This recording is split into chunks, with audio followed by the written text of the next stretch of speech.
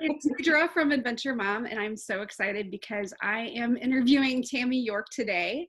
So Tammy is an author. She is the person to ask about hiking around Cincinnati. In a few moments, you're going to find out why. So hi, Tammy. Hi, how are you guys doing?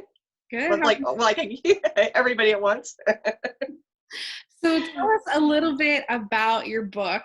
I'm really excited. I know a lot of people are familiar with it, but go ahead and tell us about your book. Well, the book is called 60 Hikes Within 60 Miles, Cincinnati, and it is a pretty much a comprehensive guidebook to the different places that you can go hiking around the Cincinnati area. And the idea behind it was that most people don't travel more than about an hour and a half from their home. So they need to find places to go hike that are near home. And so all the hikes are within a 60-mile radius of Cincinnati, but the 60-mile radius starts at 275. So it goes out a little bit further than some people might expect. Nice. And what made you decide that there needed to be a book about it? Well, I used to work for the state, and I did a lot of marketing and public relations for them. And the data always show that people would not travel more than about the hour and a half from home. And all the books were written for like an entire state. So it was like go hiking in the state of Indiana, hiking in Ohio. And when we moved to Cincinnati, I was really frustrated because there wasn't a hiking guidebook for Cincinnati at the time. And I had to buy Indiana hiking books, Kentucky hiking books, and Ohio hiking books because I needed to find out where all the hikes were within the area that I was going to drive, which was going to be about an hour to an hour and a half from home, to go on a trail. So I actually was going through my bookshelves before this interview, and I have amassed like over 30 some odd books from like the old books that I'd find in like, the used bookstores that would have trails in them that wouldn't be like in newer books. I just have so many books on the trail systems and like what there is around. And it was frustrating for me because there wasn't one that was like all encompassing for just the area I was in. And the other thing that I found really frustrating was that the hikes weren't written up in extreme detail. It was kind of like, okay, go here, go to the end of this road, and there's the trailhead. It's like, well, anybody could figure that out. I want somebody who walks along with me on the trail. So I want somebody who's telling me like, what's the history of the trail, the flora, the fauna that I'm most likely to see, what type of spring wildflowers are going to be on the trail, or, are there persimmon trees on this particular trail? I wanted something more in depth. And so that's what I was able to create with the book. So how long did it take you? Like, do you walk every single hike that's in your book then? Yes, multiple times. So it takes on average about just walking time from the time that if it goes into review, which means it's going to come out with a new edition, it'll take about a year to get all the trails done and hiked, because the trails get hiked twice, and they get hiked and written up. So when I go out in the field, I carry with me, my GPS unit, photography equipment, food and drink, and plenty of bug spray depending on the time of the year. And then I also carry with me the previous write-up, and then we'll go through and make modifications to it as I'm hiking. But then what happens is a lot of the trails that you go out on, there's not really good maintenance on the trails for some areas. And that's not by any stretch of the imagination the land managers or the property manager's fault. Is that those areas don't have the proper funding to be able to maintain their trails. So someplace like Quiet Trails down in Kentucky, which is a nature preserve, it's a beautiful, beautiful land, had a lot of trails on it. But because Kentucky legislation kept cutting back their finances for their state nature preserve program, the trail system down there had to keep getting smaller and smaller and smaller so the land managers could manage it. And so because of that, that trail went from like 3 miles to like a half mile. So it's just something that can't be included because it's not long enough to include in the book. But you don't know that until you actually go down there and you actually see the condition of the trails. It's like, is this something I would send somebody else out on? Knowing that I'm pretty easy to find. And, I shop at the same grocery stores a lot of you guys do. So I didn't want to have anybody get out on a trail and be like, this trail is really bad. Why did she put this in the book? I wanted all the trails to be really, really good. So that requires going out repeatedly and hiking them over and over again. Wow. So your process is really thorough to be able to do that. So what are some of the criteria to be able to make it into the book? Well, the trail has to be over, I like to have trails that are over definitely 3 miles. There are some like 2 to 3 mile trails. There are some shorter trails in the book, but they managed to get in the book because they have some type of significance to either history of the land, or they have some type of biological feature that's really, really neat. And so those are able to kind of like skip the rule book, so to speak. So the parameters are that if I was going to send a mom with 2 kids out to go on a hike, would I feel comfortable sending them out? And that was one of my main markers for this. Wait a second. So it's one of my main markers because I didn't want to send somebody into something that would be potentially either hazardous for their kids, or that they get back and they don't have any tires left on their car. So those were kind of the parameters. Is it a safe hike to go on? And is it actually fun? Because there are some hikes you go on and you're like not having any fun at all. So I want to make sure that there was stuff on the hike that was enjoyable and that everybody who went on the hike would have a good time as well. And did you have a certain age kid in mind when you're kind of visualizing that family? Or are you picturing them to be a certain age-ish? Well, not really, because when I first started writing the book, my youngest was 2 and my oldest was 4. Hold on a second. Sorry. I'm assuming hopefully we can cut that out, but who knows? If Okay. not, you got to see me cough. So when I started writing the book, my youngest was 2 and my oldest was 4. And the only trails that I didn't take the 2-year-old on were anything that had the word cliff in them, because she had no concept of the word no. No just meant run faster.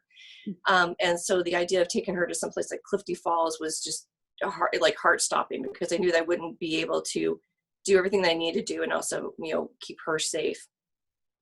So I kept in mind, like, okay, what trails are going to be good for families to do? And not really an age in mind, because like one of the things that we used a lot was a radio flyer wagon.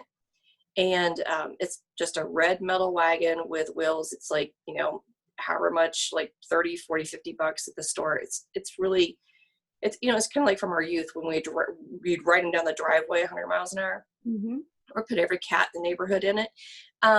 And the idea behind taking that out was like, it's a lot easier to manage than a stroller is. So I would say that, really any age child is good to go on a hike. I mean, newborns probably not, but, there's backpack carriers you can put your kids in. There's the front, baby Bjorn style carrier that you can put your kids in, because, when my kids were when they were little, we went hiking all the time before the book came out. Or before I even wrote the book. And that's what I would do. I had one in a backpack carrier and one in a baby Bjorn while we were on the trail, until, they're able to, like one of them was able to walk, and then they would walk the trail. And I will say that kids have a lot more energy in them than they will lead you to believe that they have in them. So I would have my youngest, when she was 2, would be like, oh, carry me. Oh, carry me.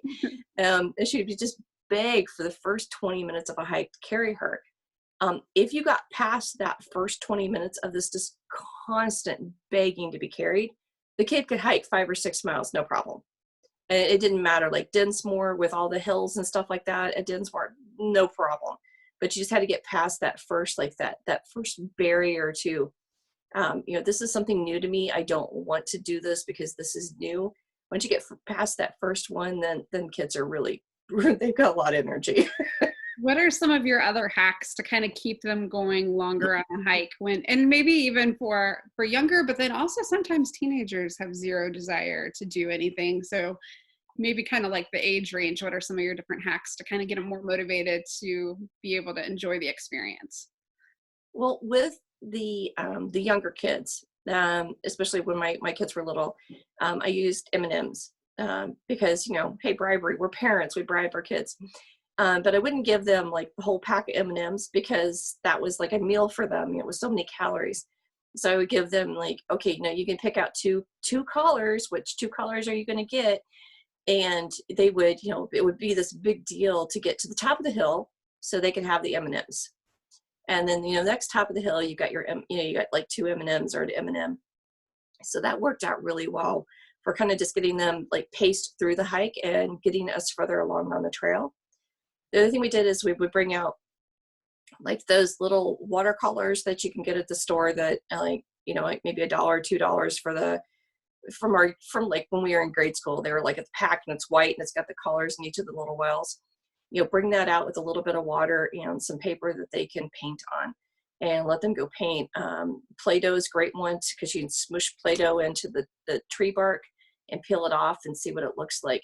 So anything that's like an interactive way to like it just look at the environment and see like, okay, what's actually around, like how many round leaves can you find? How many different colors of green can you find? Stuff like that gets them to really like slow down and look at the area around them versus just plowing through and getting from A to B. And that's really important. Now for older kids, now that my kids have obviously grown and they're a lot older, going out and just letting them go on their own is really important, because that gives them, at any point that's important, as long as like if you have younger kids you can keep track of them, but it gives them that confidence and that self-sufficiency that they need for when they're adults.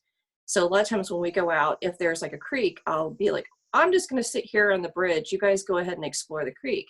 And yeah, I want to go totally creeking too, but I let them go off on their own because I think it's really important for them to develop that idea of, exploring, self-sufficiency, being the first to do something. I think that's really important for their development. And so and it's really hard. I try my best to not be involved in that, to just sit back and let them take the lead and let them go explore and be the first. And then they'll come back and get me and be like, hey, you got to go, check out this cool stuff we found. And then I'll go out with them and check it out. But I always let them lead. And I think that's really important. A lot of times, especially when I was a naturalist, I would see like, we would do programs and we would say, and what type of snake do you think this is? So we'd be asking like second graders and the parents would answer. And it's like, well, don't like, yes, we know that, let your kids have that learning curve, let them experience, explore, and grow from that and grow that self-confidence that they need. And you want them to be curious, right? So you want them to be more curious and ask questions that are going to engage more with the experience as well. So I love that. Yeah. So like with younger kids, it sounds like you need to really slow down and kind of slow down a time, kind of like a time crunch, right? Like really enjoy the experience. I love your ideas with the paint and the Play-Doh and just really making it like kind of like a full sensory experience, right? Yeah. So really just taking the time, and then for teenagers to give them that freedom to explore. That's great because then they feel more independent, kind of like under a guided. Can you also show us your book a little bit? Just so we can see. Let's see if it shows up. Oh, there it is. Yay. So hey, look, there it is before it switches over. Oh, there you go. She can do magic tricks because of her green screen. And can you show us a little bit inside? Tell us a little bit about how you structured the book for the reader experience. What was your thought process for how you wanted to break down all the different hikes? Well, okay, I don't know why the whole thing's disappearing. Okay, so anyways, I'm not gonna be able to show, but I will tell. So the front of the book has a map in the very front page, and on that map are a whole bunch of numbers, and then those correlate to all the map, the individual hikes that are available to go hiking that are in the book. So you can take a look at the map and say like, okay, I want to go there. That's the area of the state I want to go into. So it's nice because you're able to see like about how far it's going to be from where you are. And then, so there's that portion. And then when you get a little bit further in after the intro and stuff, there's this whole section of categories. And the category thing I really love. I actually fought my editor on this and they're like, no, just trust us. I'm like, fine. Because originally like the categories were just like in these blocks. So it was like, if you want to go to, like an area that has waterfalls, it'd just be a block of like all the list. And the second edition is actually a grid form. And so you can say like, okay, I want to go to some place that has waterfalls. You just go to the grid, you look up waterfalls, you slide your finger down the column, and it's going to show you all the hikes that have waterfalls. So like giving ideas like geologically rich, historic interest, streams, wetlands, ponds, and lakes, hills, cliffs, and ravines, waterfalls. So, and there's actually more categories, but nearly flat. I like that one. Great nature centers. So there's all these really easy ways to figure out to go on a hike that you want to go on. And then the categories do continue, and it also includes mileage. So you know, like what you're getting yourself into. Then when you get into an actual hike description, so the hikes are laid out, there's like an in brief, and that just kind of gives you like the, you know, basically the elevator speech version of the hike. It's just going to like the overall picture.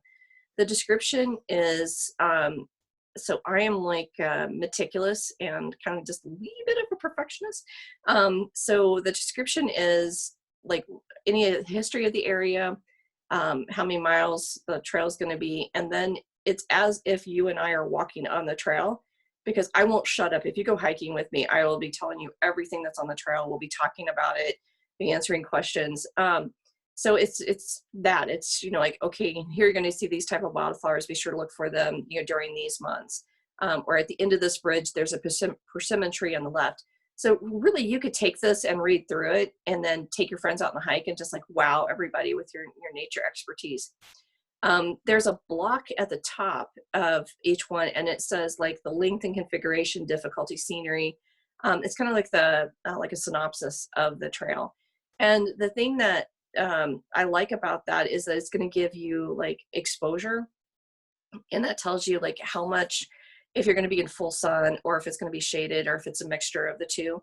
And that's really important on deciding like what trail you want to go on, because you don't want to go on a prairie trail at say 2:00 in the afternoon in July with full exposure, because you're going to melt. It's going to be really hot. So it's important to consider. Then like the difficulty, because I have been accused of not thinking trails are as difficult as they are by my family, and forgetting that some trails have hills in them. Which is Not that I'm common in this area. not that I'm still living that one down. I was like, no, this one's nearly flat. I was like, oh yeah, I forgot about those 4 really big hills. The difficulty is actually a mathematical formula that I use for basically elevation gain, elevation loss, how long the trail is, and exposure. So everything has a numeric value. So I take out my personal bias and just leave it just to the facts for the difficulty. So if it says it's difficult, you're going to be wearing yourself out. If it says it's easy, it's going to be an easy breezy hike.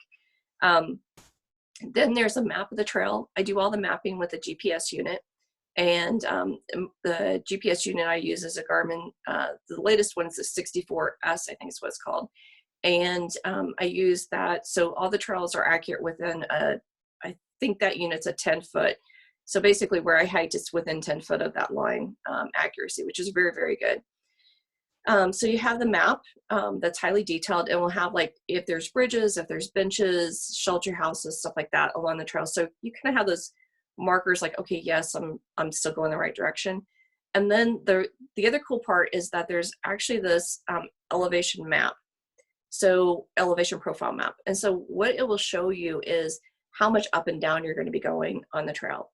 And it's like, if you took the trail map and you cut it in half, you know, going up and down, then you can see. And that's really important if you have like, you know, ankles, like if you had any type of ankle surgery, knee surgery, hips, stuff like that. So if you have like any type of joint problems, this is really important, because if you're going down a lot of hills and they're really, really steep, that's going to be really, really super hard on your joints. And so it's nice to be able to look at this map and be like, okay, no, I can handle that, or no, there's no way I can do that trail. And then the end of the hike, the very, very tail end, is there's nearby activities. And these are the cool things that you can go do. It might be like other hikes you can do in the area, or like for John Bryan, at Clifton Gorge area, you know, it might be like, you know, saying go up to the Young's Dairy and get cheese curds, because wow. Not that we've ever done that. So it'll give you like different, huh? It's a good reward after a long day. Yeah, it's a good reward. Yeah, ice cream and cheese curds. And so it gives you that. And then there's also directions on actually how to get to the trailhead as well. So it's everything that you could think of that you need, besides like your water bottle, your shoes, and stuff like that for the trail. I love how thorough it is. Now, do you also cover paved trails as well in your book? Is that something that you highlight? Paved trails? Yeah. Okay. Yeah, there are some paved trails, and those are marked in the front in the category section that's talking about. Like there's some paved trails over at Cincinnati Nature Center. Eden Park has paved trails. You have the big outer loop over at Miami Whitewater Fort.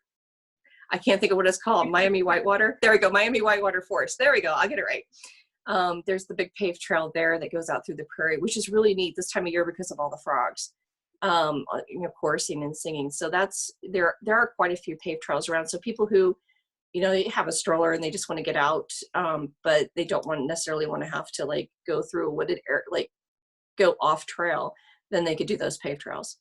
That's great. Well, I also have some reader questions for you. So they also submitted some questions. So I want to make sure that I ask you all of these while we're chatting as well. So what are some of your favorite spots to be near water in the area? Especially, I'm going to add to that and ask, okay, where are all the cool waterfalls? Like, so we have them locally is what you're saying? We've got some in our area? Yeah. So let's see, waterfalls. Clifty Falls, obviously. And the one thing that I see a lot with Clifty Falls is everybody goes and sees Big Clifty. And that's at the very top side of the park, where trails 2 and 3, no, not 2 and 3, 7 and 8 and 6 are. And so everybody will go up there, and there's like a pavilion you can walk down, and you do this like little trail around the side of the cliff. And then you can like lean over and you can see the falls. And it's really, really pretty. But the thing is that Tunnel Falls, in my opinion, is actually prettier than Big Clifty. Big Clifty is nice and it is pretty, but Tunnel Falls you can get closer to. It's easier to see. You're seeing it closer than you are with Big Clifty. There's Little Clifty, which is it's a smaller waterfall, and that one's pretty as well. So Clifty Falls has quite a few falls around it. Those are just a couple of the ones that are there. And then as far as like other trails with waterfalls on them, I'm drawing a total blank right now. I can clarify, what state is Clifty Falls in? Oh, Clifty Falls is in Indiana, over in Madison, Indiana. Okay. And I'm going to cheat and look at my own thing because since I'm drawing a blank. So, Buzzard Roost Rock, nature preserves, they have small waterfalls there. Okay, is that Ohio? That's in Adams County. And nearby there is the Wilderness Trail, and that one has a lot of little waterfalls as well. And it's just the Wilderness Trail is really nice to go on, and it's very tranquil, very, very, very peaceful. You'll most likely encounter like 1 to 3 people on average. It doesn't matter when I've gone, I always run into a couple people. If you go, you have to have on shoes you can get either wet and muddy or you can handle mud in, because I have yet to go any time of year and not have mud on the trail. Now they have done some like little bridge work, little stations to go over the top of that, the wet areas. But for the most part, there are significant wet areas that you're going to go, you just have to go through, and it's really muddy. Let's see, I'm gonna go back to cheating here. Clifton Gorge. Oh yeah, Clifton Gorge. So Clifton, can't believe I forgot Clifton Gorge. So Clifton Gorge is up near Yellow Springs, Ohio, and that's where you can go to Young's Dairy afterwards. So there's Clifton Gorge and John Bryan are right next to each other, and Glen Helen sits right below the two of them. So you can hike Clifton Gorge, and there's all these waterfalls in the gorge, like when you're hiking. But then when you get down to the bottom, there's even more waterfalls down at the bottom. And then if they've repaired it, and you can go on to the far side of the trail if you do the John Bryan side, if you can go on to the other side of the waterway, which last time I checked was still shut down because they're doing repair work to some of the bridges, but it should be opened back up. If you can go on that side, there's all sorts of waterfalls. The whole thing is like one waterfall. You just keep walking through little waterfalls, and that's really, really pretty too. Plus, the thing that's cool about Clifton Gorge and John Bryan is when the glaciers retreated, when the glaciers came through and they pushed all the material into this area, and then they retreated, they actually left a lot of plant species that you can't find anywhere else but in Clifton Gorge and the John Bryan area. So it's a pretty neat area to go to. Are there any waterfalls locally in Kentucky that Mm. that you come to mind? Oh, well, you've got a little tiny one over at um ah Put you on the spot. I can see it. It's across the street from Dinsmore. Oh, Well, forgive me. Middle Creek? Yeah, no, not Middle Creek. The other one, Boone County Cliffs. Okay. So there is a excuse me, my nose is leaking. There is a little one over at Boone County Cliffs that you can see. It's on like when you come on the backside, but it's not necessarily a waterfall. It's more like a heavy trickle. So and it's not anything like Niagara Falls-ish. It's very, very, very small. So I'm going to cheat back again and see like what other things. So Buzzard Roost Rock, Clifton Gorge, Germantown Metro Park has a couple little waterfalls. We covered the edge of Appalachia. See how handy this is? That is handy. Yeah. Where you can kind of get in the water and swim. I know that Gunpowder Creek is one that gets deep in some spots in the creek, and I've seen kids swimming around in there. Do you know of any other ones that you've seen people swimming in? Well, Clifty Falls. So when you do Clifty Falls, the trails are numbered, and the when you start, if you start at the nature center, that trail's number 1, and you can take number 1 down to number 2. And I cannot tell you how I am like a 13-year-old, because every time I says, somebody will be like, I did number 2 today. So number 2 is actually the creek bed. And so as people will be hiking it, they'll take time out and go. Usually it's not, if it's deep enough to swim in, you don't want to swim in it because the water's going to be moving too fast. But there are like little pools you can, splash and play around in. Mm-hmm. And the one thing that's nice about that trail is that whenever I hike it, I always like, hiking boots are important because it is very, very hard on the ankles. But when you get down the bottom area, it's nice to slip on a pair of like those water shoes and then hike that trail with those on, because you have the water features and you are typically hiking through water. If you're hiking number 2, your water sometimes like as deep as like maybe about 10 inches or so, 8 to 10 inches. Most of the time, like later in the summer, it's going to be actually lower, so you can just spot hop through from rock to rock. But the times where it's a little bit higher, it's going to be almost nearly impossible to hike without getting your feet wet. So let's talk about shoes a little bit. So do you recommend bringing more than one pair, like a water pair, or even like those like outdoor sandals that have the strap? Like what types of shoes do you recommend for doing like a variety of activities on the trail? Yeah, well, I think that a lot of times people think that they have to have really expensive hiking shoes, and you don't. A good pair of tennis shoes that have really good tread on them is that's going to help you out a lot. You want something that has a lot of tooth to it, so you can actually, so the tennis shoe itself is actually grabbing. So if you have like a tennis shoe that has a virtually flat bottom, that's not going to help you out. And what I'll typically do is wear tennis shoes, or if the trail has a lot of rockiness to it, so like Wilderness, Buzzard Roost, I'll wear hiking boots because I like the ankle support. So it really depends on the trail and what you bring with you as far as your foot gear. One thing I typically do is if the trail is going to be fairly long, like I hiked Winton Woods, and I think that's a 6.2 mile trail. And I knew for the latter part of it, my feet were going to be tired, and I just wanted to kind of give them a break. So I packed one of those like little canvas shoes. They're like just cheap canvas shoes. And I put those on at the end and hiked like the last mile in those. And that was just like, it was like heaven. It felt so good. So it really depends on kind of the trail that you're going on. I like to, if I'm doing longer trails, I do like to pack like a small pair of like the canvas style shoes.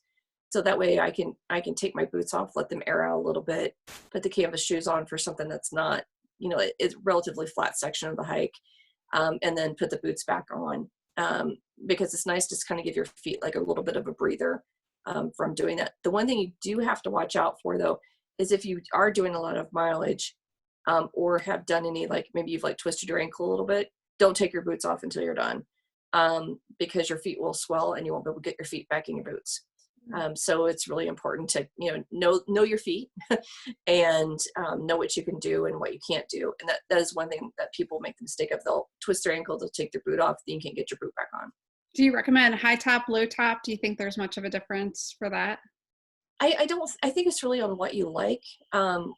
Like I said, like I like the ankle support. So the boots that I have come up above the ankle bone and like above the top of the ankle. And then there's a way you can tie them together so that you give even more support to your ankle. And I like those for like trails like Clifty Falls or Wilderness Trail or like Buzzard Roost.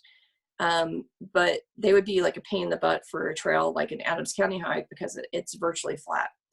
So those are like tennis shoes, just, something nice and easy. And my tennis shoes are just, low cut tennis shoes. So it's really up to like your personal preference on what you like, but realize you don't have to go out and buy like $150 pair of boots. Now, having said that, if you do go buy boots, go and buy them from a retailer like Roads, Rivers, and Trails, which is over in Milford.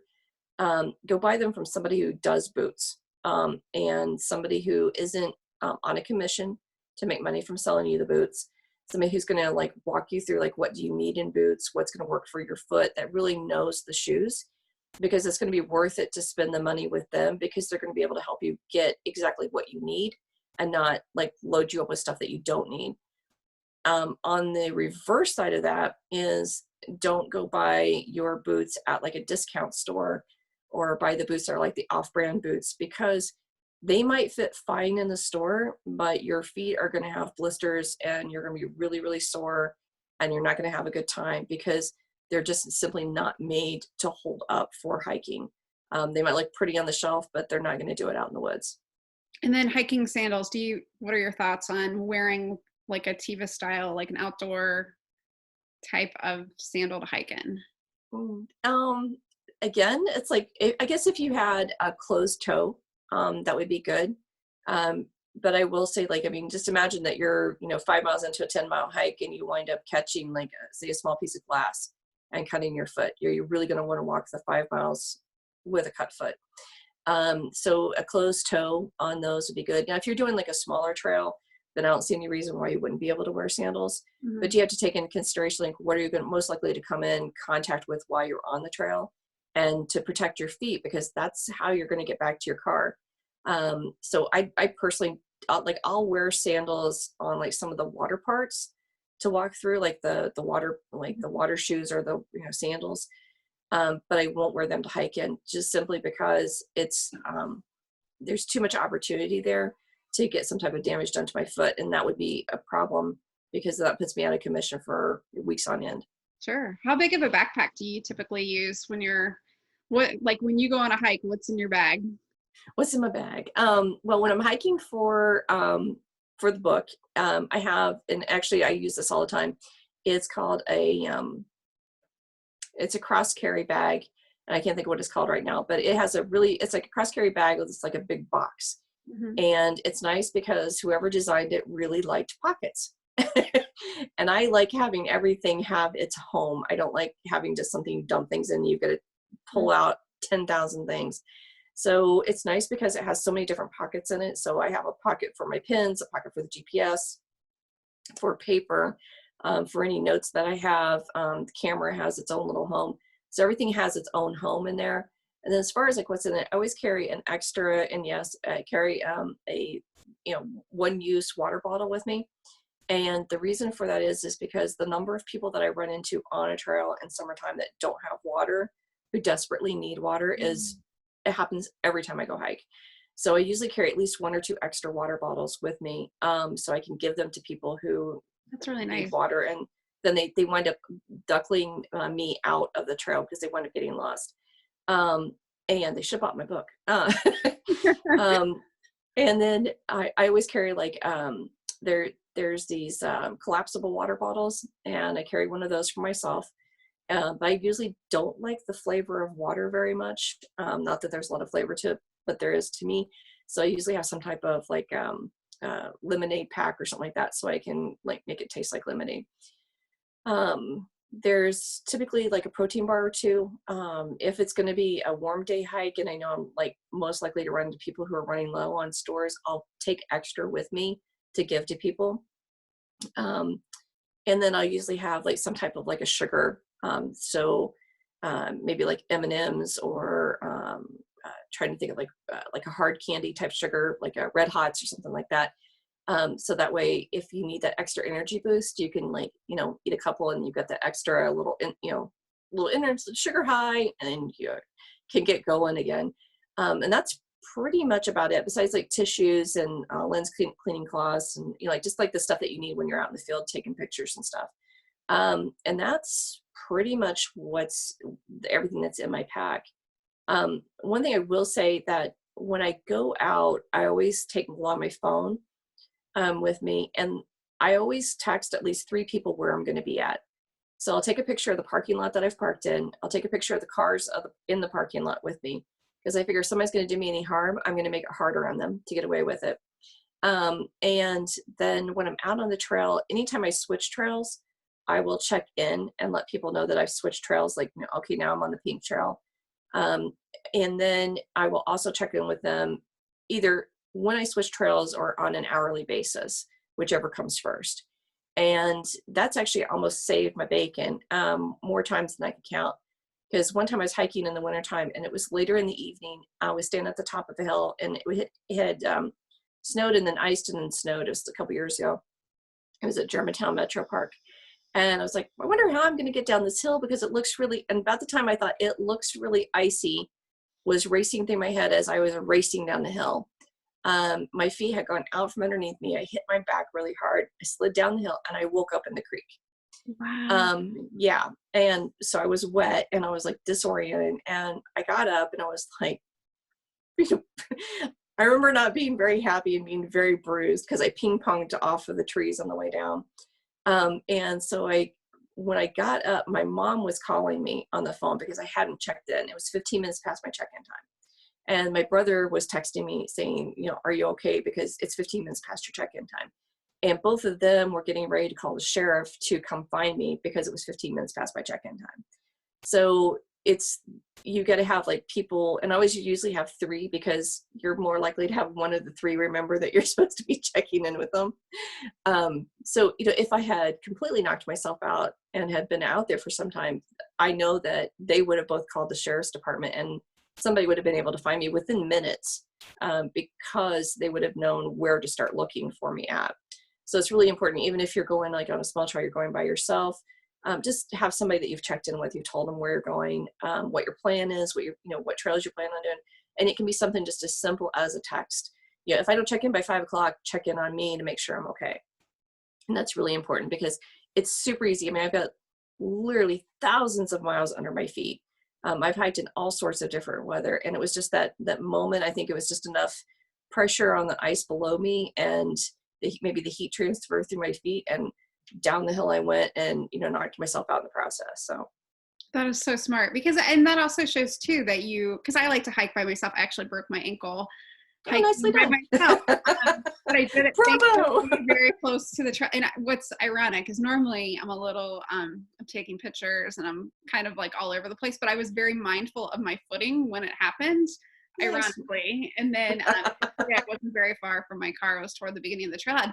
But I love that idea of just all those safeguards. And it also shows that, I mean, if you want to hike by yourself, you can, but you just have to be really smart about it. So I think, it's, that someone still can do it if they don't want to have to wait for other people and they want to just get outside, but just having wisdom in it to be able to do those precautions is really, really smart. So I love that. The other thing is, especially as a woman and wanting to hike by yourself, a lot of times women will be like, well, how do you do that? I would never hike by myself. And one thing I find is there is a lot to the idea of like how you carry yourself. So, you throw your shoulders back, you have your head straight.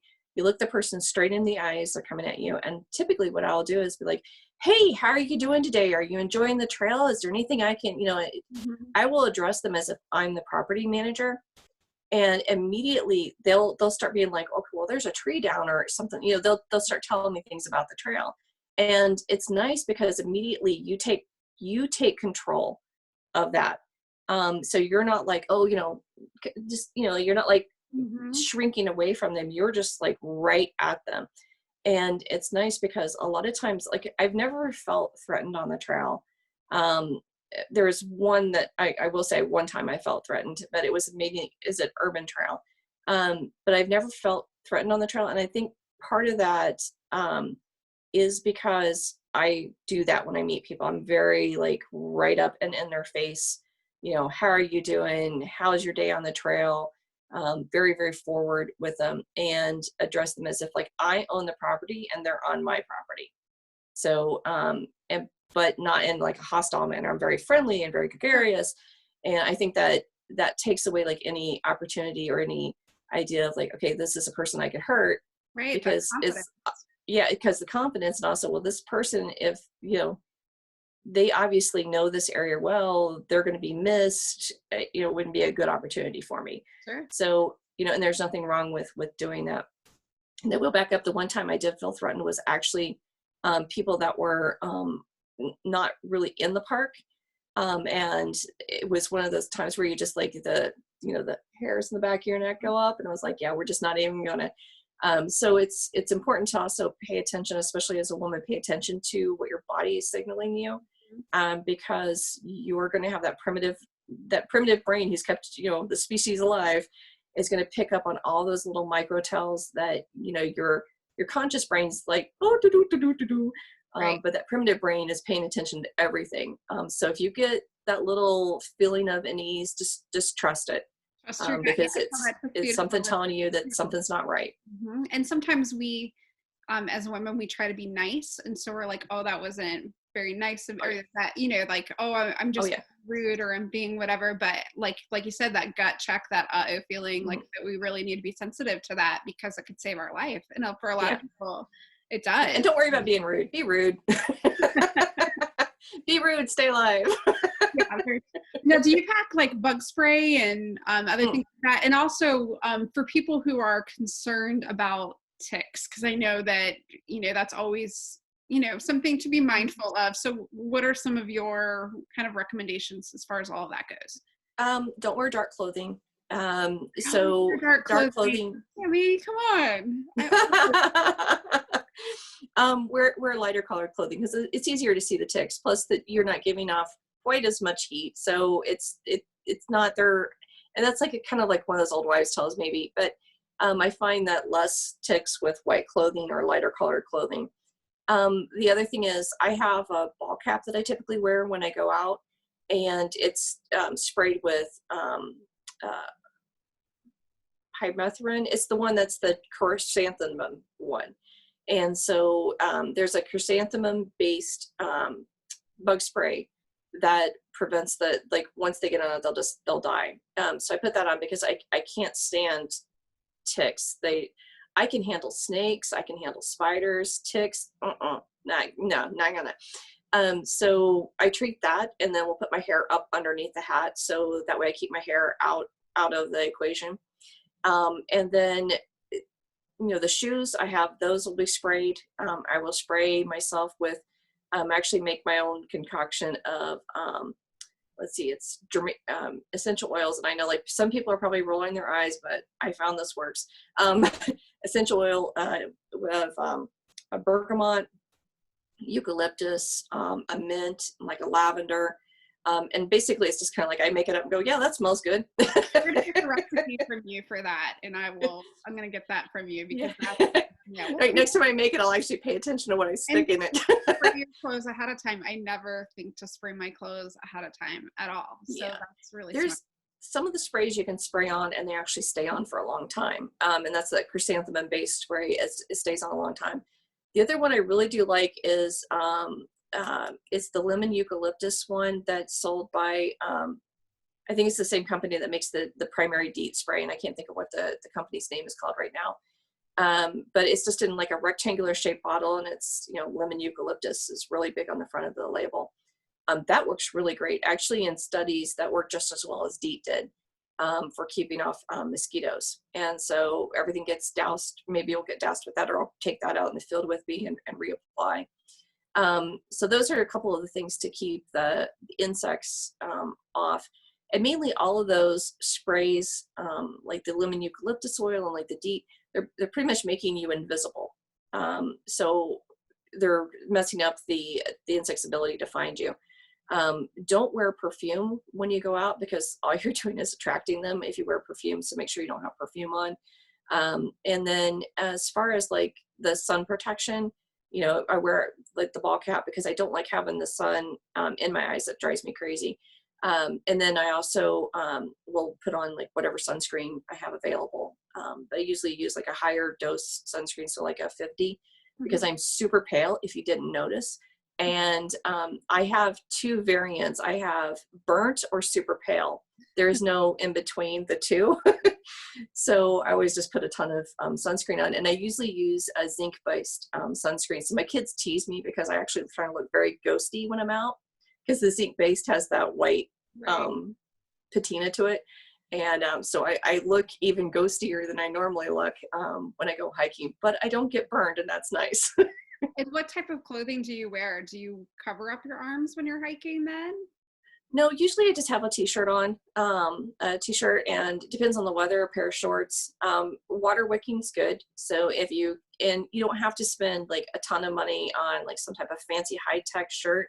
There are plenty of stores that sell, you know, everything from Kohl's to Target, that sell the water wicking workout clothing. That'll work just fine. You don't have to spend $200 on a water wicking shirt. So the water wicking clothing's nice because it pulls the sweat away from you and helps you cool off faster. I will say it stinks like there's no tomorrow. That stuff is like, wow. So just go ahead and buy yourself like the Tide Sports version, because you will need it to wash the stink out of those clothes. It's horrible. I don't know why it smells so bad, but wow. Well, I have two athletes. I mean, I have two teenage boys who play sport. So yeah. So that type of clothing that, you know, helps you stay dry is nice. You know, if you're female, a nice sports bra is really, really good. And then the thing that I always do when I get back, making this a segue back into the beginning of the conversation, is I try to strip off at the vehicle and change clothes before I get in my vehicle to come off. So there's someplace I can change. I'll change real fast, and I'll put all my clothes, especially if I've been on a really woody hike or a hike that's very, very wet. And it's like something that's going through like a prairie. Like right now I'm thinking of Gilmore Ponds. So like, you know, it's got a lot of grass. It's very, very wet. It's just like Tick City. Muscatatuck National Wildlife Refuge. Wow. It's very, very beautiful, but they've got the corner on ticks. So I usually try to change all my clothes and put everything like in a black trash bag, put it in another trash bag before I get in the car. So that way I just reduce the chances, because most likely the ticks are on the clothes and they're not on me yet. And so I try to change before I get in the car, and then we'll take the clothes. And what I found works really well, especially when I'm like, you know, you're traveling. Well, with what I do, I travel. And so this one time we were in the hotel and I took a really nice hot shower and I dumped my clothes in the tub. This is like how you find out these, like, you know, you're like, oh, hey, that actually works. I dumped my clothes in the tub and it was really warm, and all the ticks were climbing off of the clothes to the bathtub. And I was like, okay, that's a cool thing, because they can just go down the drain now.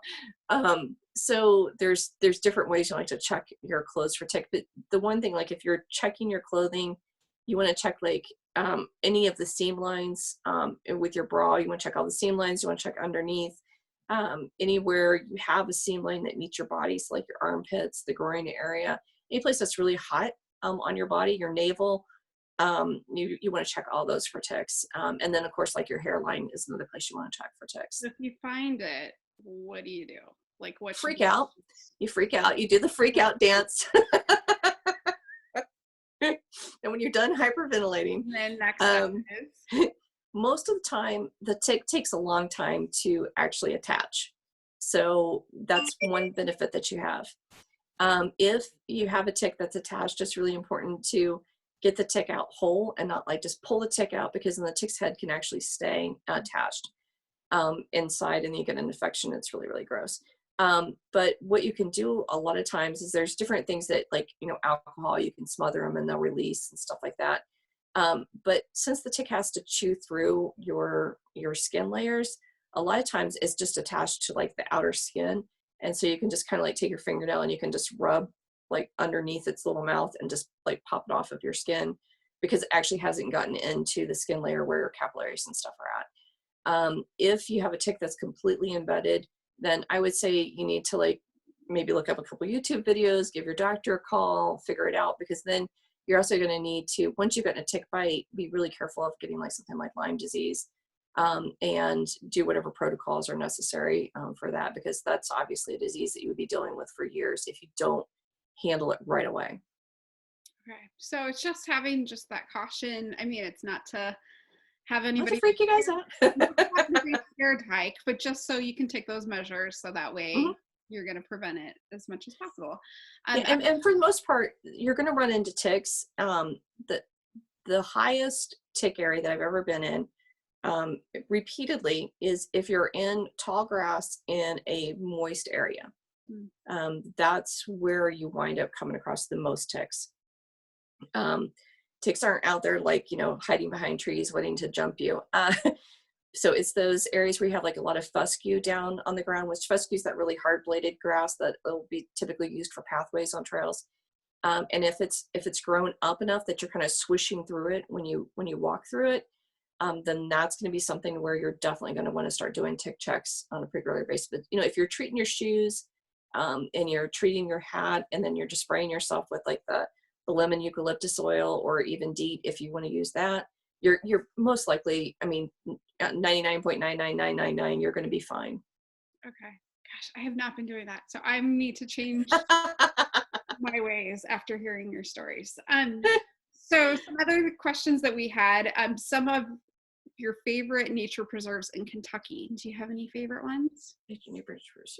I love Densmore. I think Densmore is a really, really cool place, because you've got the history there with the house. And once you go there and you see like how how these people used to live, and you're walking through this sort of kind of almost living museum, and then there is a log cabin there that you can go in as well, and the kids can touch everything. So they can play with the butter churn, they can try to figure out what the toaster is. So it's nice because there's a lot of tactile for being able to go in and touch things, especially in the cabin, not the house part. And then there's sparrows that roost on the underside of that, the back porch of the house. So it's pretty cool. Or tree swallows that nest up there. So I like Dinsmore. And then you go up the hill and there's the family burial plot. And then you have the trail that goes around the big dome. I like it because it's usually quiet. It just kind of, it's very tranquil. It's very, very peaceful.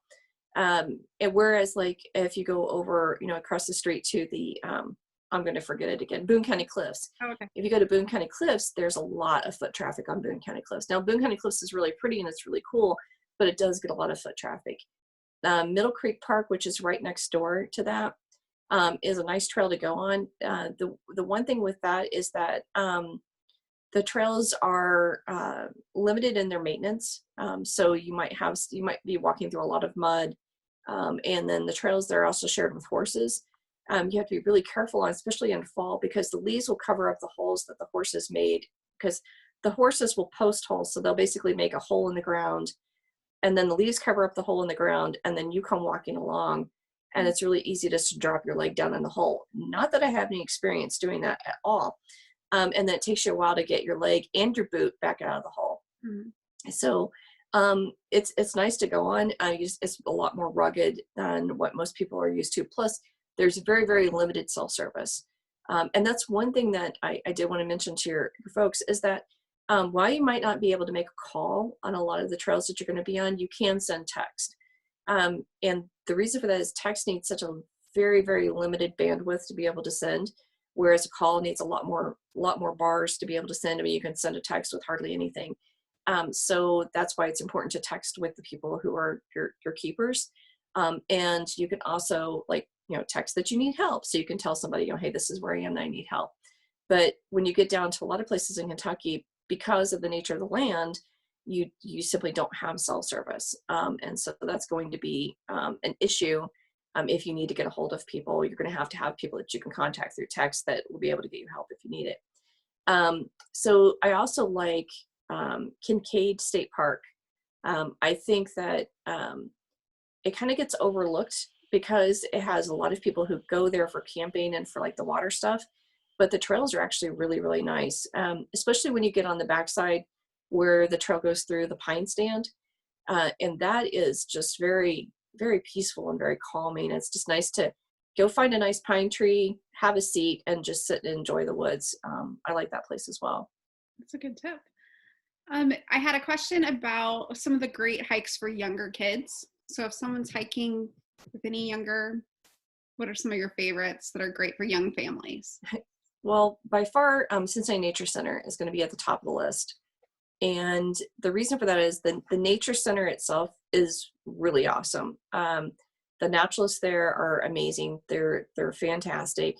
Naturalists at Cincinnati Nature Center, any of the great parks, which is the Hamilton County Park System and Cincinnati Parks, those naturalists are I've worked in this field for 20 some odd years. Those naturalists are amazing. They're really, really great at their jobs. They not only know their stuff, but they also have the ability to spark that curiosity in kids and to really help them understand and learn without it being this, boring type style. Very, very interactive. But Cincinnati Nature Center, they're the inside the Nature Center, they've got a play space for the kids. There's a library with a fireplace.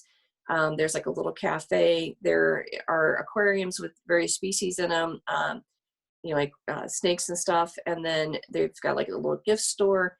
They have a massive birding window with tons of information about birding. And then if you go outside of the Nature Center, they have the outdoor touch and feel Nature Center, where they have skulls and coral and beehives, all sorts of stuff on display, and the kids can pick it up and they can feel it and they can touch it and they can turn it over and look at it and explore it. And I think that's really important. The other thing is that the trail system is such that you can pick like what type of trail you want to do based on who you have with you. So if you're wanting to do a trail that is relatively flat, then like something like the trail that goes up and around the log cabin area would be good. If you want to do something that's like a little bit more woodsy, then something like the Ecological Trail that goes around the pond would be great.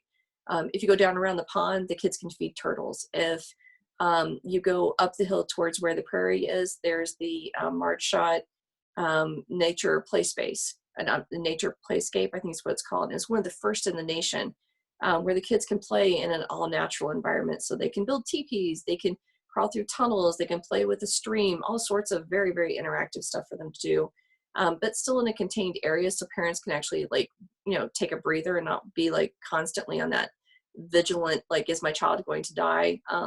It's very, very nice because the kids can go explore and they can take that curiosity wherever it leads them. But they can't go past the fence. So it's nice it's contained. Then when you get down to like any of the great parks of Cincinnati, you have like Winton Woods, which has really nice trails at it. You have all the Winton Woods and Sharon Woods that both have like you can rent boats, you can go out to the lake, you can see it from another angle, you can see nature from another viewpoint. And they both have paved trails, and it's just nice because kids can get a chance to get outdoors, and they have a chance to like go to a playground, go on a hike, go adventure here. There's a lot for them to do, and just kind of let them lead. Also with Winton Woods, you have the Parkey's Farm as well. So that's nice. And many of them also have overnight where you can camp at some parks too, which is nice if you want to make a weekend out of it or something like that. Yeah, and over in Indiana, there's a lot of camping opportunities with the parks there as well. And some of them get overlooked. Like Muscatatuck Park is near north, just a little bit south of North Vernon, Indiana, and it's a small county park, and it's gorgeous. It's a very beautiful park. That's another one for seeing like waterways, not so much waterfalls, but waterways. And the thing that's nice about that is they do have a camping area. So you could go camping, You could go on the trails. You could go down by the river area. So it's kind of nice and all-encompassing at that park. But I think it gets overlooked a lot because it's not, it's not a big state park. It's not a big metro county park. It's a relatively small park, but it's gorgeous. It's a great hidden gem. So does your book also address if there's camping available at some of these different hikes? No, it doesn't. Most of the hikes, it'll have like on the map that there's camping area, but it doesn't specifically have a camping available. There are a couple camping guides for like states. So like, best camping like Indiana or Ohio or whatever, which will delineate out like where you can go camping at. I don't think it actually mentions in here if there is camping available. It'd be just kind of like it would be on the map. Basically, it's not delineated out. So they can still kind of check, and if Mm-hmm. might be something they're interested in, they would notice that on the map. Yeah. Okay, great. Tips for packing in and out lunch for large families. Any tips? Because they're gonna get hungry. They're gonna get hungry. They always do. Yeah, I usually did. One of the meals that I would do a lot would be trying to think. It's wraps, and I wouldn't pack the wraps like pre-made. I would pack each thing individually, and then set out. We would take trash bags with us, and I would carry a one of those tablecloths that's got like the plastic finish on the top of it, and I would put that down. And then I have everything that they could put on their wrap, and they could make their own wrap. And then like little mayonnaise packets for whatever seasoning stuff, because like anything the problem is it's kind of like when you pack lunch, anything that you pack gets soaked into the bread or whatever, and it's like all mushy by the time you actually like eat it, and it's like you don't want to eat it. So I would do that. Actually, I forgot about doing that. So I would do that. Yeah. And it really doesn't take much if you like, a couple slices of some type of lunch meat. I mean, it's not like you need to carry out a lot of stuff with you. But a lot of fresh fruit. I'd always carry out, like oranges and apples, things that could actually carry well, grapes, blueberries, strawberries. But the really important thing is like whatever you carry out, you need to carry back with you as well. And because parks are really, really strapped for cash, anytime that you go to a park, just take everything home with you. Don't leave your trash there, because a good percentage, I'm trying to think, I wrote an article on this a while back ago, and I think it was like 22 to 28% of the park's budget for most parks was spent on trash removal. Wow. So if you can help reduce that by any way, by just packing out your trash, just take it home with you and throw it away at home. That really helps the parks out in the long run. So speaking of waste, what if you are on a trail that does not have bathrooms, and maybe you have kids, or maybe are there any tips that you have or little hacks for dealing if you got to go? Go far off trail, dig a hole, and then you relieve yourself, and then you cover up the like a cat hole. Mm-hmm. You cover it up. But go far, far, far off trail, and don't go anywhere near a waterway. Okay. And do you also need to kind of be mindful looking for any other types of animals like snakes and all kinds of stuff, like while you're kind of going? Well, I don't think they're going to be around very long if you're True. Depending on what you're doing back there. But I would say you definitely want to be aware of what plants might be growing around, because the last thing you'd want to do is wind up with poison ivy in your private area. That would be bad. Right. So what do you need to look for poison ivy? What's like the tell sign for it? A poison ivy has its leaves of 3, leave of B is like their traditional thing. Poison ivy can be like an ivy on the ground. It can grow up a tree. It can almost look like a tree itself. It has this like mitten shape to like the middle leaf is like 2 mittens overlaid with each other. The exterior leaves are in like a mitten to the right and a mitten to the left with the thumb sticking out. And it has like a real shiny texture to it. So if you look at it, it's like super, like almost mirror finish shiny usually. And it'll look oily. And so you just wanted to avoid that. In the times of year where you don't have leaves, the buds on poison ivy are this really, really gorgeous sulfur yellow color. And so if you see that, then you definitely want to leave it alone. And the ivy itself will have these like little hairy pieces coming off of the ivy. And that's how it like attaches itself to things. Whereas like Virginia creeper has like the hairy pieces, but then it has like a little suction cup at the end. So you can tell that, yeah, I know. So you can tell the difference between the two that way. Is like poison ivy just looks like a really bad hair job, and Virginia creeper looks like an octopus gone mad. I love your description. Thanks. So you would just want to be aware of what is around you. I advise don't drink anything with caffeine before you go. Drink water. That'll help you stay hydrated through the hike. So if anything with caffeine, you're going to have two problems. You're going to have number one and number two as a problem. If you have caffeine, if you mix caffeine and exercise, you're guaranteed to have a movement. And they should bring would you recommend baby wipes or a little Ziploc bag afterwards to be able to put? Yeah, I would bring a Ziploc bag and just like some type of tissue out, and then, pack that out with you. Don't leave it in the ground because it takes forever for it to decay. Whereas your waste wouldn't take as long. But if you have that in there, it's going to take a lot longer. But by all means, try to go before you go hike. But my kids were little, and it was like invariably like however, like 20 minutes into the trail, one would have to pee. Right. And they're going to kill me for saying that. So you're going to run into it. So it's good to know how to handle it. And that's, you want to dig a hole and bury it. Well, and the challenges for a girl are a little different than the challenges for a boy too. Yes. So I found boys have a pretty easy time. Like they don't have as many issues. And then if someone did encounter poison ivy, are there any remedies that you find are great quick remedies? On the trail remedies is if you know your plant ID, there is a plant called jewelweed, and typically jewelweed and poison ivy will grow right next to each other. And jewelweed will also help out with stinging nettle. So jewelweed looks a lot like a lanky impatient. So if you picture like how an impatient's like really juicy and succulent looking, and it has this really tiny kind of like a rounded leaf, it'll look a lot like that. But don't go picking up plants if you don't know what they are for sure. But jewelweed has that really juiciness to it, and it has a surfactant, I think, in it, is why this works. You can rub it on the spots that you got poison ivy on, and it will pull the urusol out of your skin. So, or if you get into like stinging nettle, it'll help alleviate the sting of the stinging nettle. I am drawing a blank on what that stuff is. Anyways, it'll alleviate the sting from it as well. Then if you have water with you and you have any type of soap with you, wash right away. If that means that you go to a creek and you wash in the creek, even if it's just washing with water, go wash that area and try to get that off of you.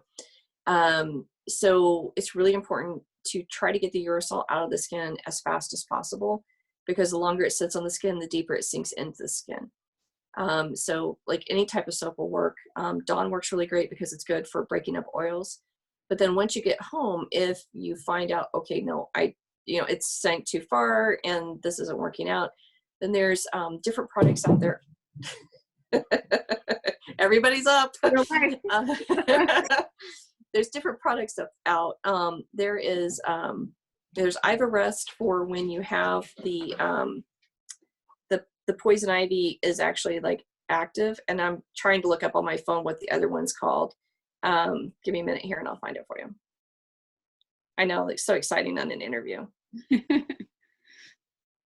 Well, it's good to know though that it's important to take care of it as much as you can right away, and then to take care of, to have the steps when you get home as well. Yeah. There's a product by a company called Technu, and it's TECHNU. If you did Technu and poison ivy, and it's like a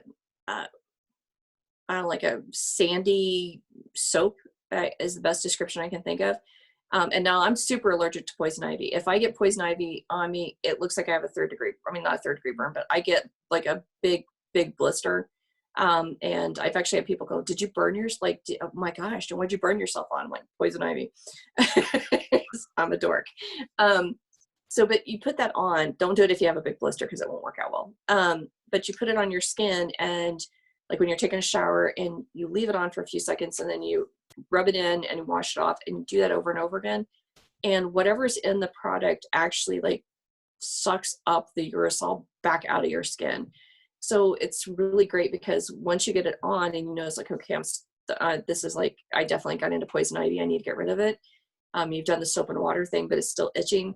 This stuff really does the number on actually getting it out of your skin. You're going to have to wash quite a few times to keep pulling it out, because it's like, you know, like once you pull it out a little bit, then you still have more underneath that you have to keep getting out of your skin.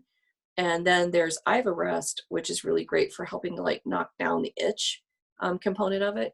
So between those two, that's what I use. Like if I can't do it, like if I wind up getting into it and I have to treat it after the fact. Now, for some people, like they'll actually wind up having a really big response to it. Like my response is big, but it's not really big. And then you actually need to go to a doctor and get steroids to help knock it back, because sometimes your body's response can just be completely over the top. That's where you need to get help with steroids. Could that soap also work for bug bites, like mosquito bites, things like that? Or no? I don't know if it does or not. I know they have a whole line of products. They might have something for mosquito bites, but actually ammonia works really great on mosquito bites. Oh, that's good to know. Yes. Let's see. Any other things that I want to make sure I don't forget? And you could buy those in those little afterbite sticks. It's a little roll-on stick you can buy like at any of the outdoor stores will sell it. It looks like a little tube of lipstick, but longer. Okay. And just take that out with you and you roll it on. It just takes the sting right out.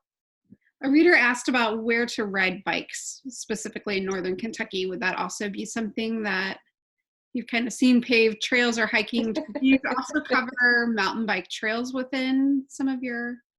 No, I'm trying to think, like, I don't know about northern Kentucky, but as far as like once you get over into Ohio, that little corner where you have the Miami Whitewater Forest, you have the trail there, but then you also have was it Miami Fort Station, I think is the it's real close to Miami Whitewater Forest, and that has a mountain biking trail at it. And I know like there's some of the parks do have mountain biking trails, but my stuff just covers the hiking trails. Perfect. Well, this has been so great. You've given us so much information. I can go. I love to go hiking anyway, but it's just nice to know that there are so many places out there. And again, I want you to hold up your book again so we can kind of. You can see it before it disappears. There we go. Okay. So, one thing we didn't talk about is if someone does not want to carry your book with them. Oh yeah. You know, just for the weight of it while they're trekking around. What are some of your tips? I like to take a picture of the map page, and then also a picture, like I'll take a picture of each page of that particular trail that I'm going to be going on. And then if there are maps available online, just to go ahead and download the maps onto your phone. So like, say you look up Clifty Falls and they have a PDF of their trails, just download the PDF onto your phone so you have it available. Make sure it's actually as a picture on your phone, not something your phone has to go and retrieve to show you. That's the important part, because some places you're not going to have signal. And then whatever maps you can get for an area, get those maps, because it's going to help you. And my maps are really inclusive. I have as much detail as I can get in them. But even with my maps, I also carry out other maps with me, because you can't have enough maps when you're out in the field trying to figure out like where you are. So it's really important just to basically completely geek out on maps, have plenty of those available to you. And then, so it's nice to have them as a picture, because then you can access them when you're on the trail and you can look at them. You know, you can blow it up really, big so you can see like what particular thing you're looking at. The other thing you can do is you can pull the map up on your map feature on your phone. I can't say map enough in here. So pull up the area and then take a snapshot of the satellite image of the map. And that will give you like an overall look. And one thing people might not know is if you go to Google Earth, you can do like a timeline, so you could back it forward and up in time. So if the picture that you're looking at on Google Earth is actually of like, say, a summertime photo where there's all the trees, you can start backing up the timeline to where it's like a fall or winter photo, and then take a snapshot of that. And then you can see where the trails are a lot easier when you're looking at the winter or the fall photo. So I cannot say enough about having plenty of maps when you go out, because it's really important when you're trying to orient yourself and figure out exactly where you are, where you're going. And sometimes it can be, you know, you're in a new spot and maybe you're new to hiking, and it's just nice to have that extra layer of security that, okay, no, I've got it covered. That's great, because so many times we rely on our phone and we think we're going to just be able to use our phone to get through. And like you said, some of them don't have signal. So you could run into a lot of problems. And then also, do you always bring a compass? Is that something that? Yes, I have my GPS unit, but I always bring just a simple compass with me. Now, one thing with when you're using a compass is it cannot be near any place that's metal. So if you set your compass on top of your phone, it's not going to work right.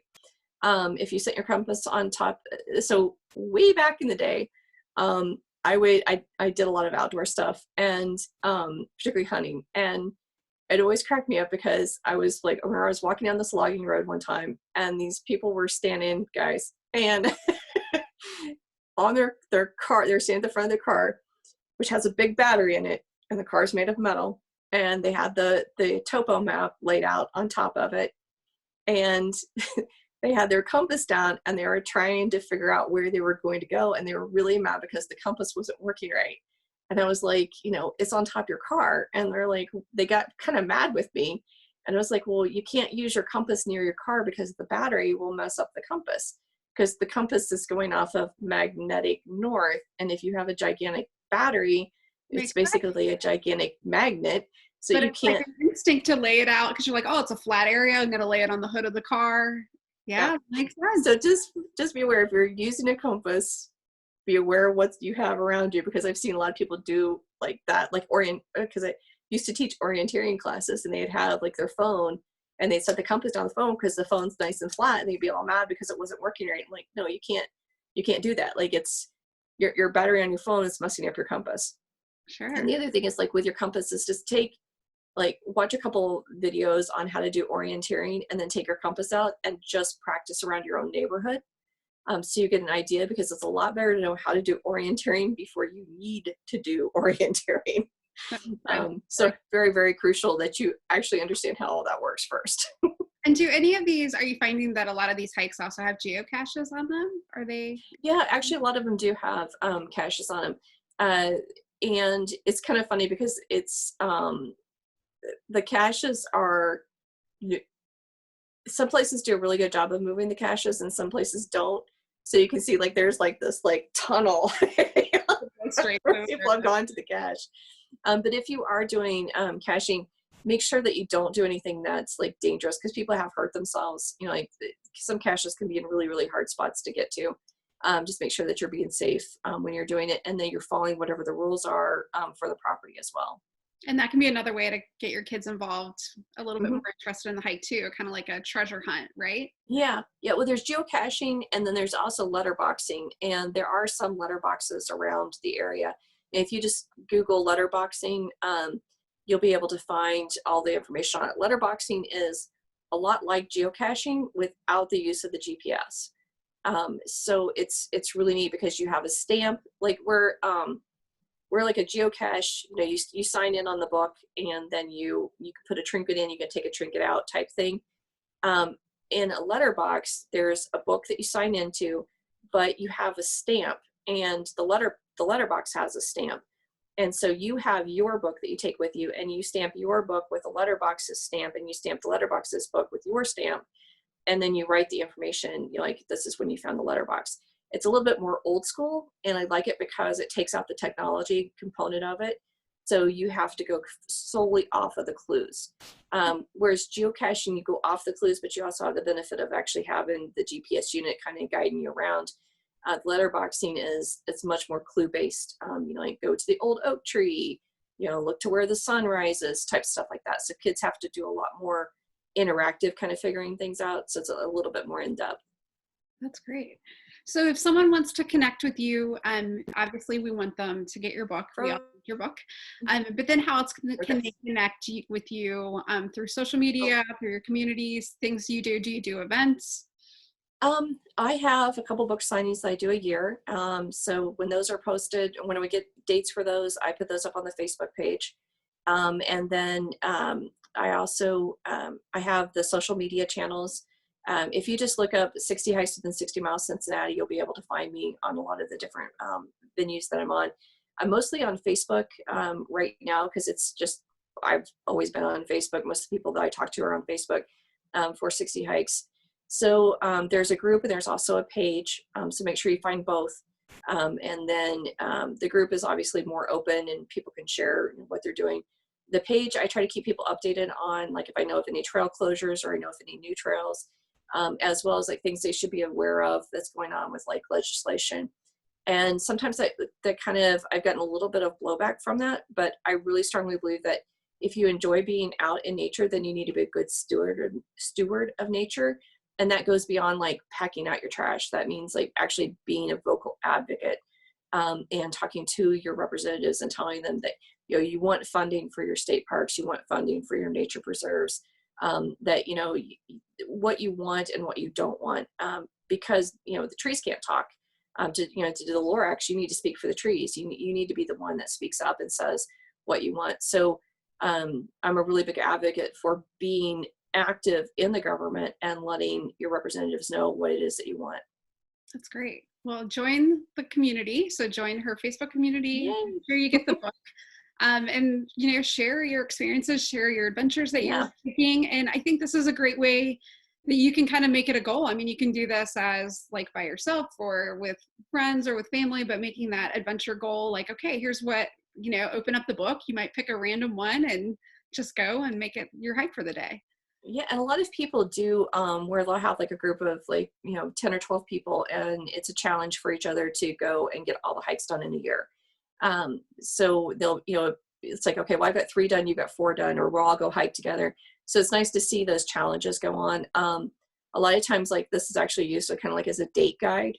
And actually know of one couple that the gentleman proposed using the book, which is really cool. So it's really nice because it's a really great way to bring people together around something that's, you know, it's fun to do. It doesn't cost anything to go do. Most likely you have everything that you need somewhere in a closet to be able to go out and go hiking and just enjoy yourself and reconnect not only with the people around you, but also with your place in the world. I love it. Well, thank you so much, Tammy. I'm Thank you. hiking again. It's been so much fun. And I'm so excited. And I know everybody is going to really value all this information you gave us. So many things that were great tips. So thank you so much. Thank you. Bye.